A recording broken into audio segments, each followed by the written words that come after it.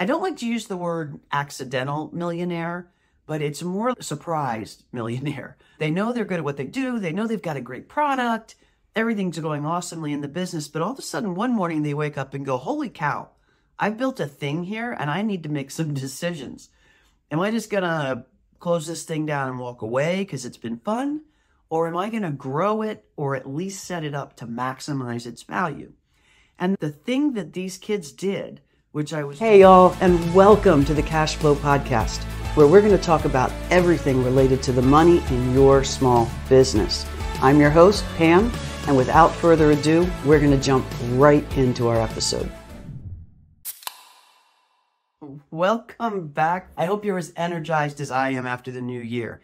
In fact, I'm so energized, we're going to change up the format here a little bit because we want to spice this up. There's such important information to get out of the Cash Flow Podcast that we're going to bury it in a bunch of exciting stuff. And you'll find the nuggets every time if you hang with me. So what's the new format like? So first of all, we're always going to start off with something cutting edge around finance and technology so that you're aware of all the things that are around you in your environment as you're trying to build a business, which is really important. We are always sitting in a context. So that's going to always be section 1.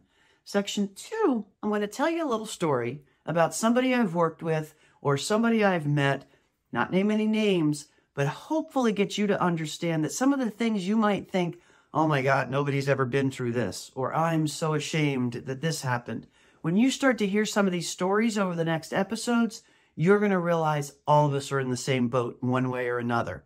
So that's going to be section 2. And then section 3 is where I'm going to bury the little gold nuggets. Here are the 3 things you can do if you've been part of this situation that we just told the story about. So section 1, a little bit of fintech fun. Section 2, a story to make you realize you're not alone. Section 3, if that story resonates with you, hang on and we'll give you the tips, the 3 things to do if that sounded like you.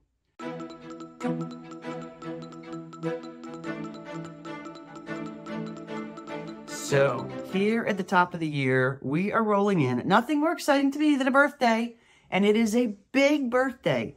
It is the 15th birthday of Bitcoin. All right, now I know you've all heard of Bitcoin, and I know that throughout my listeners, there are people who completely in-depth understand exactly what Bitcoin is. Other people who think of it as this thing they hear on the news every now and then that has either crashed or gone skyward, and there are new bazillionaires that never existed before, and other people who are like, oh, it's just another gambling game like the stock market. But everybody's probably heard the term by now, and the reason is it's happy 15th birthday. So I just wanted to share a few cool little facts about Bitcoin. We're not going to go crazy here, but just some stuff to get it to top of mind because it's a reality in the world we're doing business in now. And you're going to start hearing more and more about it. So starting to get familiar with the terms is not going to hurt you a bit. So first of all, what is Bitcoin?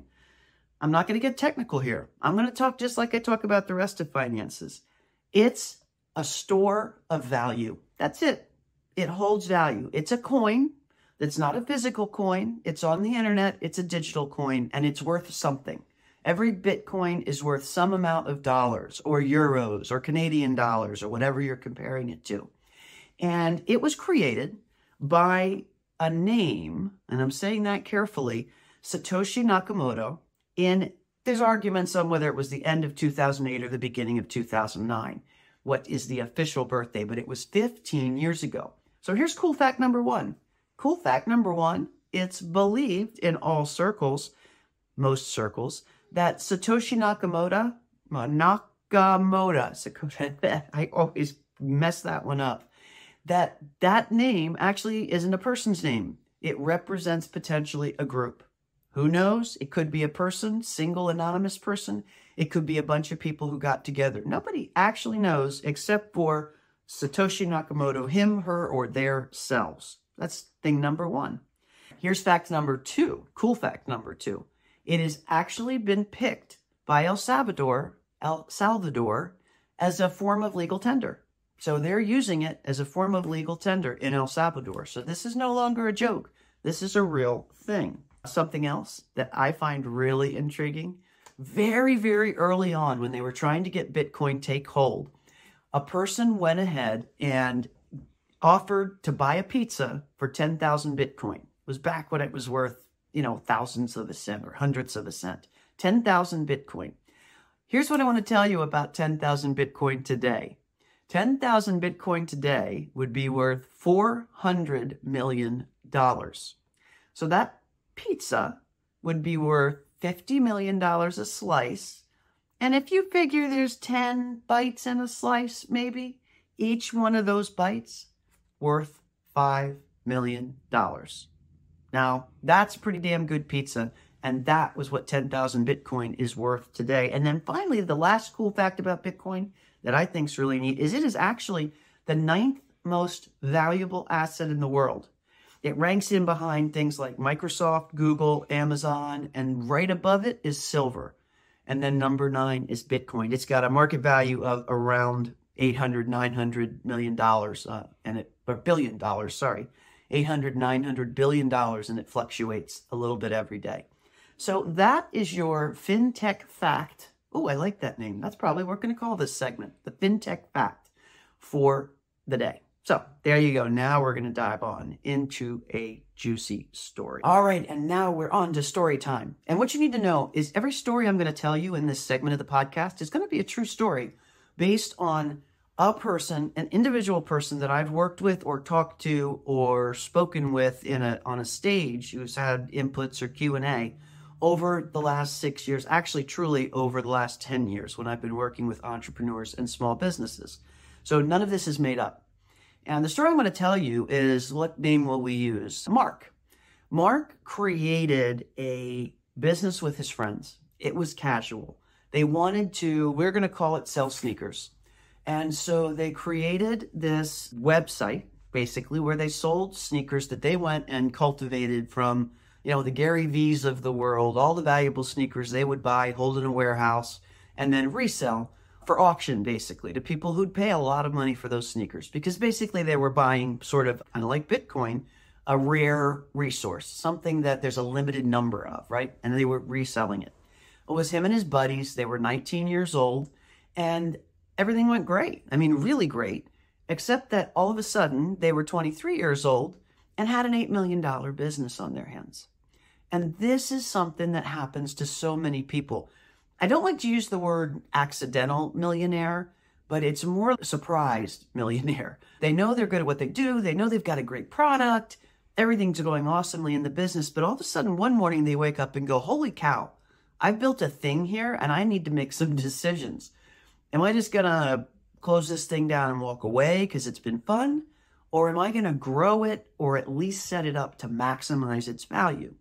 And the thing that these kids did, which I was just amazed with, is they recognized at that age they needed to become different people in order to make that business run. And I'm going to give you some examples of the things they had to deal with.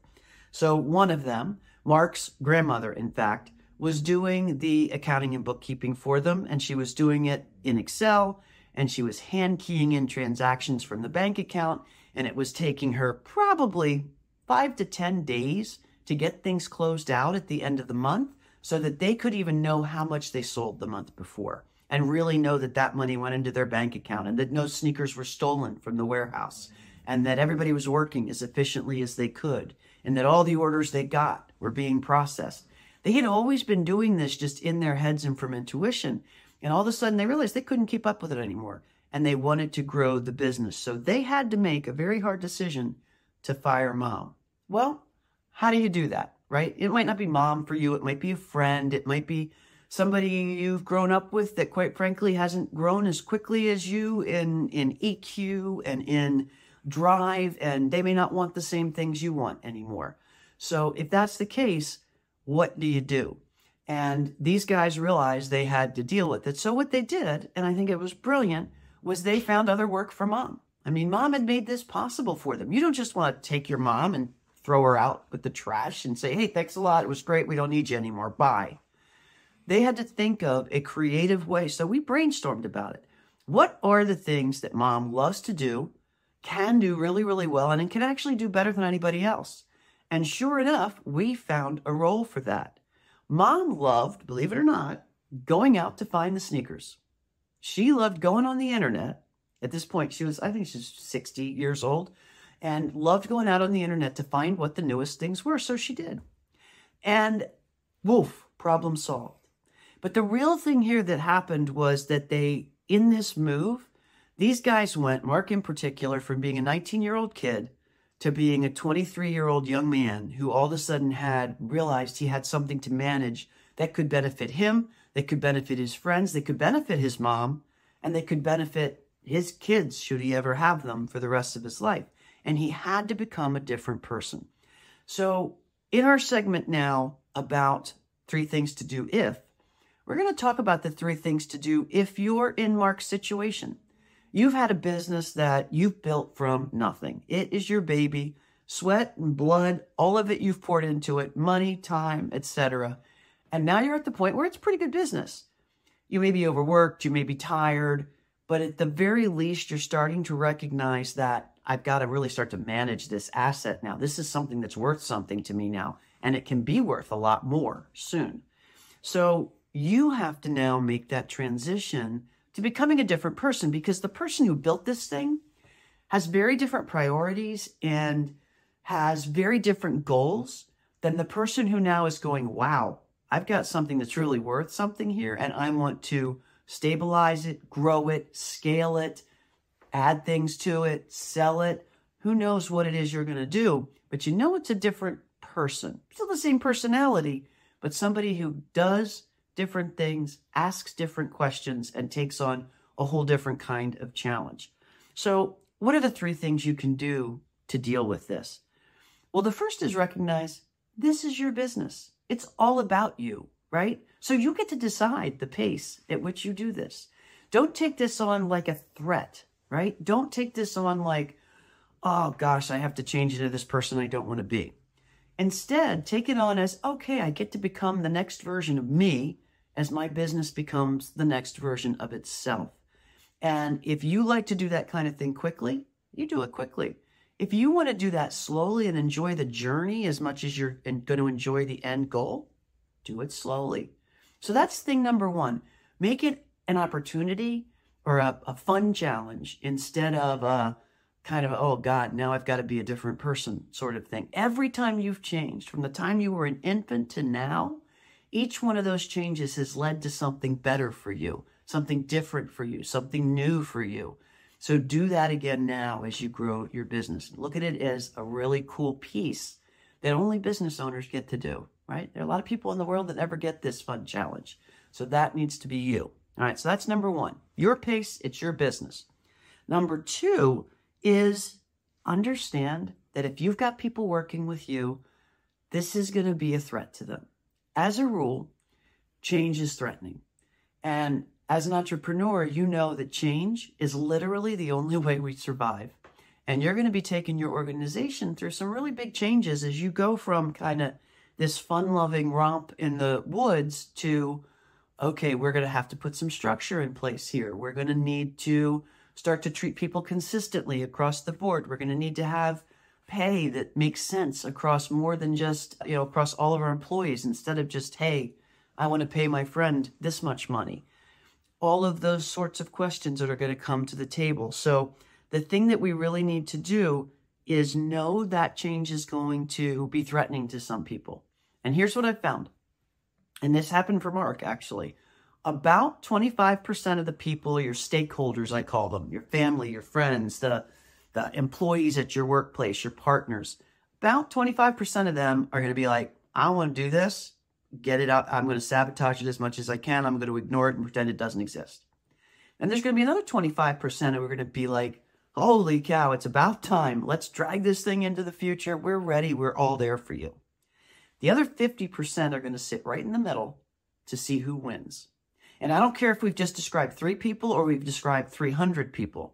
That's how it's going to play out. And I know it because I've seen it over and over and over again in companies with horrible cultures and in companies with great cultures. So be prepared for that and make sure that you either learn yourself or even better, find a really good facilitator or process manager who really understands change management. Don't go at this thinking that because you're excited and you're ready, everybody else is. Everybody's going to be coming from very different places. And whether you're making these changes to streamline things and even pay them more money, or if you're making these changes even more so to sell the business, or if you're making these changes to acquire businesses, change is scary for people, and you need to recognize that and really be ready to deal with change management. So that's a big thing. Get yourself pretty educated on change management. So number one, know that you got to change. Number two, know that you got to represent the change and know how to play it for your whole company. Okay, what's number three? Keep your eye on the prize. You've decided what you're going to do now. Whatever it is, doesn't matter. No goal is a bad goal, but whatever the goal is, it's yours. Keep your eye on that prize. The road is going to be a little bumpy. I can promise that. You're going to have to make decisions you don't like making. You're going to have to spend money you don't want to spend. You're going to have to see value where you haven't seen it before. You're going to have to systematize a little bit.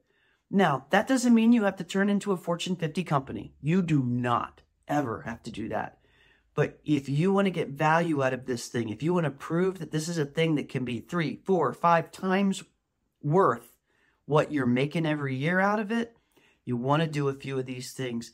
You can have just as much fun when you're that owner as opposed to the founder, and be so much more free from all that stuff you've had to hold in your head and in your body so that you're running this thing yourself. So it's time to put the systems in. It's time to go through that pain. And your job number 3 is just keep your eye on that prize and know that it's worth everything you're going to go through. So what are 1, 2, and 3 again? Say them with me. 1, it's all about you. You're the founder. You get to decide how fast or slow you go, but you have to change. You're going to be a different person at the end of this than you are at the beginning. Number 2, be aware that you're going to have to really manage change management. You're going to have to help all of your stakeholders through this process so they can be with you. And quite frankly, you're going to have to shed some. One of the hardest parts, but you're going to have to shed some. The people who really don't wish you well are going to come out of the woodwork like flies now. You'll see it. You'll know it. And it'll be the hardest thing you'll have to acknowledge. Number 3, keep your eye on the prize. 1 and 2 are a little bumpy. But with number 3, you keep your eye on the prize. It'll go smoothly, and you will build something out of this gem that you've already created. You'll build something that can support you and your employees and your family and whatever other things you want to support in this world for the rest of your life. And maybe some lives to come. You all have a great week, and we'll see you next time on Cash Flow. I hope that video was helpful, and I hope you subscribe to my channel for more information on finances in your business.